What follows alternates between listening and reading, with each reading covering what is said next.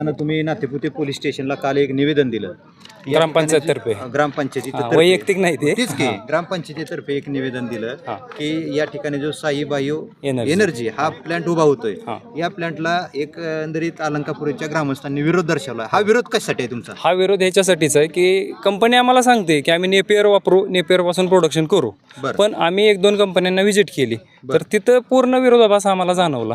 तिथं प्रेसमड वापरलेली दिसते आम्हाला. कारण त्यांचं म्हणणं आलं आम्हाला की तेवढ्या प्रमाणात आम्हाला नेपियर उपलब्ध होत नाही, त्याच्यामुळं आम्हाला प्रेसमड वापरावी लागली. मग तीच परिस्थिती जर इथं आली, बरं, तीच परिस्थिती इथं झाली तर आमच्या नैसर्गिक हानी तर होणारच होणार आहे. आमच्या जमिनी खराब होतील, आमचे पाणी खराब होईल, दुर्गंधी तेवढीच पसरेल जी आम्ही ज्या प्रोजेक्टला पाहिली ती.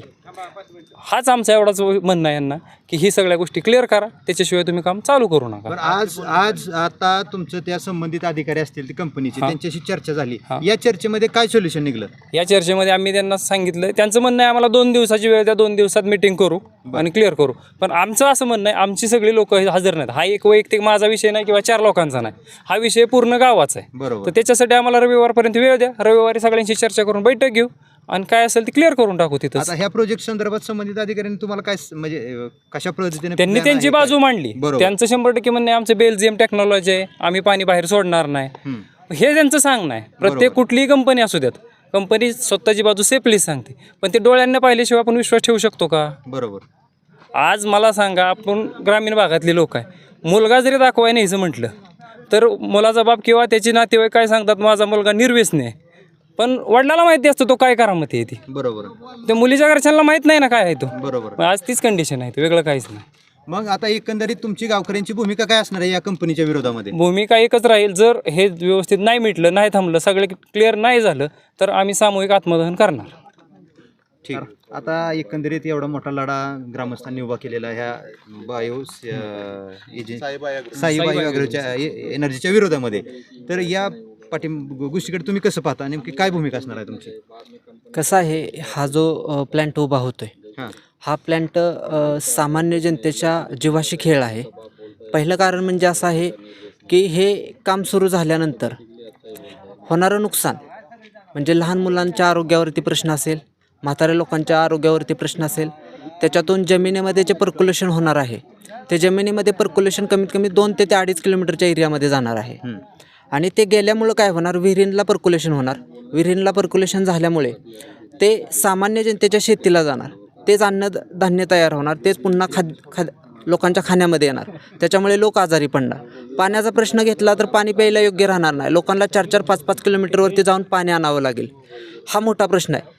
चौथा मुद्दा असा आहे की आता हे नुसता अलंकापुरीचा प्रश्न नाही, तर ह्या गावामध्ये जे कंपनी होणार आहे ह्याचं जी गहाण आहे, जे पाणी आहे ते कुठे टाकले जाणार? ओढ्यामध्ये टाकलं जाणार. ह्याचं नुकसान कुणाकुणाला आहे? तर अलंकापुरी, तांबेवाडी, एकशिवमध्ये विभागामध्ये बागनोरमळा असेल, करल वस्ती असेल, रानमळा असेल, गोविंदाश्रमशाळा, संग्रामनगर आणि एकशिवची नदी ह्याच्यापर्यंत वाहत जाणार आहे. प्रश्न बरोबर आहे, पण आता सध्या पण ओढ्यामध्ये घाण पाणी सोडलेलं आहे. कुठलं सोडलेलं आहे, काय सोडलेलं आहे मला माहित नाही, परंतु त्या ठिकाणी त्या पाण्याकडे तुम्ही कसं पाहता? आता कसं झालेलं आहे, त्याच्यामध्ये मळीचं लोकांनी वालचनगरची कंपनी आहे, त्या कंपनीने काही शेतकऱ्यांच्या शेतामध्ये आणि कार्पोरेशनच्या शेतामध्ये मळे आणून सोडलेले आहे. त्याचा पाऊस झाला आणि पाऊस झाल्यानंतर ते वड्याला वाहून आलेलं आहे. मग याच्यावरूनच आपल्याला कळतं की हे जर पाणी आज नुसते 3-4 टँकरने एवढं खराब होत असेल तर येणाऱ्या काळामध्ये हे जर 12.5 टनाची रोजचं हे होणार आहे, उत्पादन होणार आहे.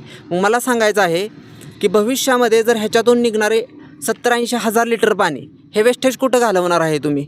मग तुम्ही ओढ्यामध्ये तर सोडणार आहे किंवा जमिनीमध्ये तरी त्याला सोडून देणार आहे.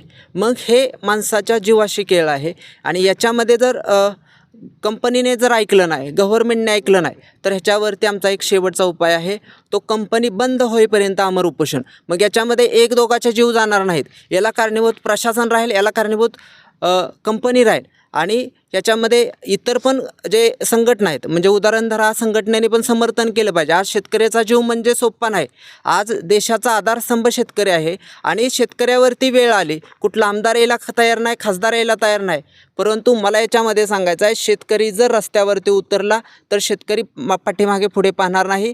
आणि या ठिकाणचे पूर्ण जनता मी आज तुम्हाला सांगतो, लहान मुलासहित ह्या उन्हामध्ये बसेल, त्याचा जर काय कमी जास्त झालं तर याचा प्रशासनाला जबाबदार धरलं जाईल, कंपनीला जबाबदार धरलं जाईल, हे मी तुम्हाला सांगू इच्छितो. Okay, thank you. हां.